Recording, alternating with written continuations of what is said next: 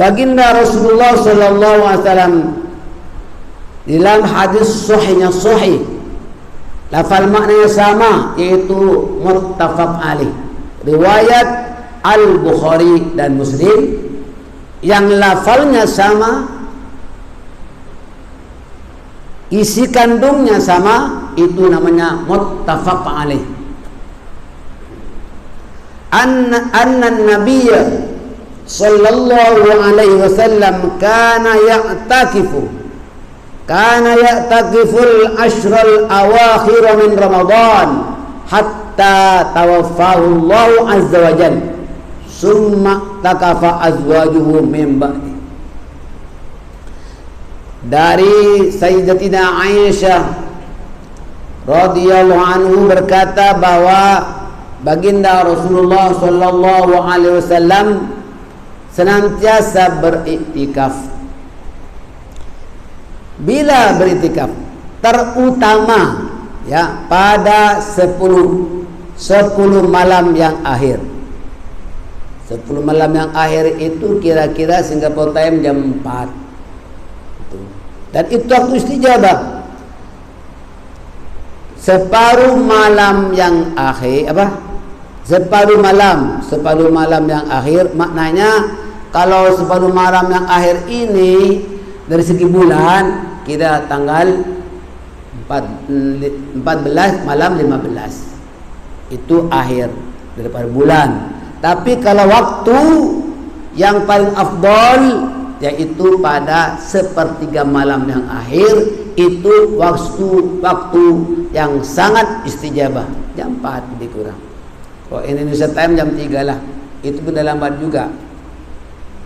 Maka bangun awal latih, tiap-tiap malam bangun awal, salat tahajud, salat hajat, macam-macam ibadat, membaca Al-Quran, pahalanya luar biasa. Allah Ta'ala berfirman kepada orang-orang yang bangun awal di bulan Ramadan itu, terus mendirikan salat dan sembahyang hajat, berzikir dengan macam saja. Punya buku seperti ini sudah ada 17. Doa amalan rutin, doa jawami doa mukhtarah, dan doa al-adhkar wal adiyah, sudah ada 17 kitab. Lain kitab Minhajul Mu'minin masuk jilid 3. Nah, ini karya saya sejak saya masih muda. Sekarang umur saya sudah umur 46. Ya, tapi dalam kawin dah. Saya mendirikan rumah tangga dah 25 tahun tak silap saya. Jadi berapa agaknya? Sorry. Mendirikan rumah tangga dalam 21 tahun. Kiralah sampai sekarang 64. Mananya apa? Gunakan, saya mendengarkan nasihat baginda Rasul, gunakan masa mudamu sebelum masa tuamu. Itu betul. Sebab apabila dah tua, pikiran kita sudah kurang, banyak lupa. Kesehatan juga berkurang tanpa diundang, sakit. Ya kan? Kalau umur dah masuk 55, penyakit datang tanpa diundang. Itu betul, saudara-saudara. Yang kedua, Nabi kita menasihati umatnya, gunakan kesehatanmu sebelum masa sakitmu. Ya kan? Gunakan masa muda sebelum masa tua. Gunakan masa sehat sebelum masa sakit. Itu paham tak? Orang hari ini sehat, dia lusa, wallahu a'lam. Gunakan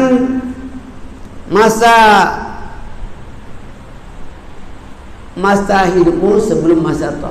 Ada lagi sebelum itu, gunakan masa kayamu sebelum masa miskinmu. Dan waktu kita ada duit, jangan tangguh-tangguh. Sebab apa? Kalau tangguh-tangguh, lama-lama kita kehabisan duit. Nabi sudah mengajar kita juga demikian. Iltanim khomsan qabla khomsin.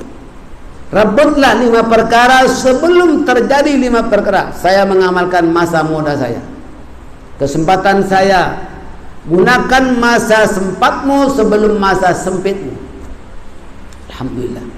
Ternyata saya berjaya bikin buku yang kecil ini 17. Dan jemaah kalau tak paham tengok di belakang ini yang baru saya tulis. Kitab yang baru ini yang namanya Jawami'ud Du'a. Ini yang terbaru. Buka halaman 05. Jadi pada depan tuh. Tengok. Kitab-kitab karya saya. Tengok. Ada tak? Ada gambarnya tak? Nah, itu dah karya saya. Ini karena saya mengamalkan iltanim khamsan qabla harsin, nasihat baginda kepada umatnya.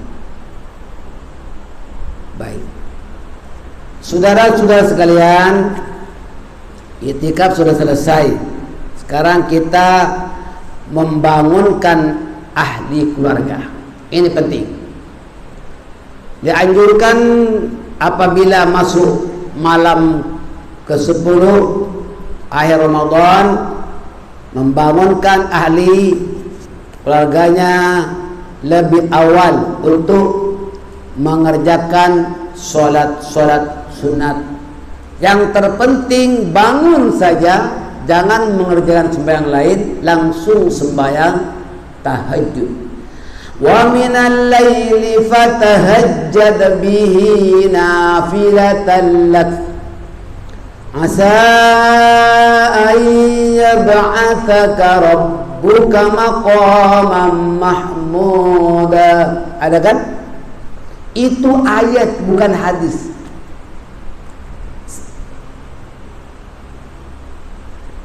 Perintah Allah itu wa minal lail, daripada sebagian malam.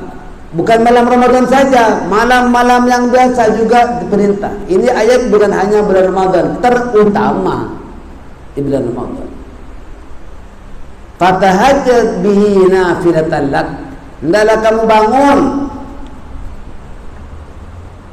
bangun untuk mendirikan salat. Baginya adalah anugerah tambahan, baginya adalah sunat-sunat tambahan. Di antara sekian banyak jenis salat sunat, yang tertinggi mutu nilainya tak lain dan tak bukan adalah salat tahajud. Waktunya bila? Ya bukan waktu siang, malam. Syaratnya yang terbaik tidur walaupun berapa saat. Kan kadang orang tuh tidur ya karena kerja, ada kerja karena nak ibadat, macam-macam. Jadi ini memang harus dalamkan mata, tidur awal sedikit. Kalau tak tidur boleh tak? Boleh juga, tapi itu dikira solat witir. Nabi tiap malam tak kurang daripada 11 witir. 8 rakaat, 2, 4 salam, ditambah ya dengan 2 dan 1, semua 11. Itu Nabi yang telah diampuni dosanya dan telah dijamin untuk menjadi ahli surga. Ini umatnya. Nabi itu cuma teladan, harus ditauladani, contoh. Nah, begitu supaya umatnya buat macam itu juga, gitu.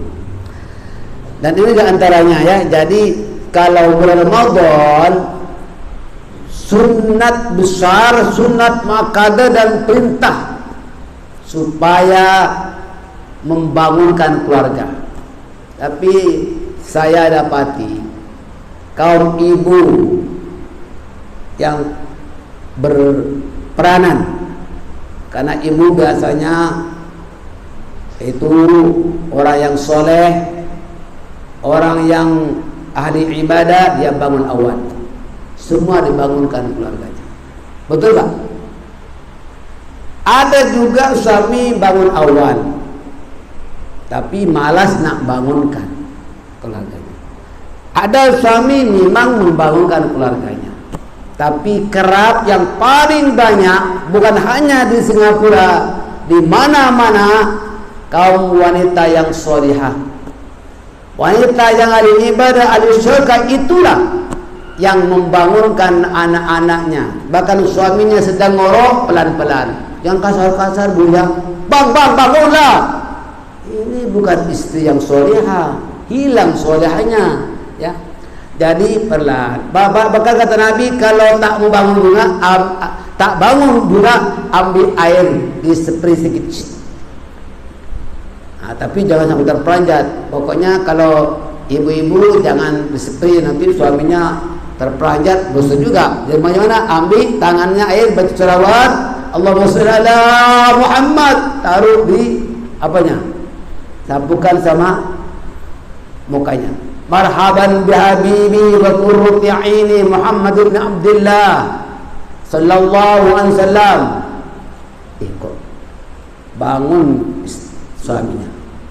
Siapa dia tak terperanjat. Bismillahirrahmanirrahim. Allahumma sholli ala Muhammad, Allahumma sholli ala sayyidina Muhammad, Allahumma sholli ala sayyidina Maulana Muhammad.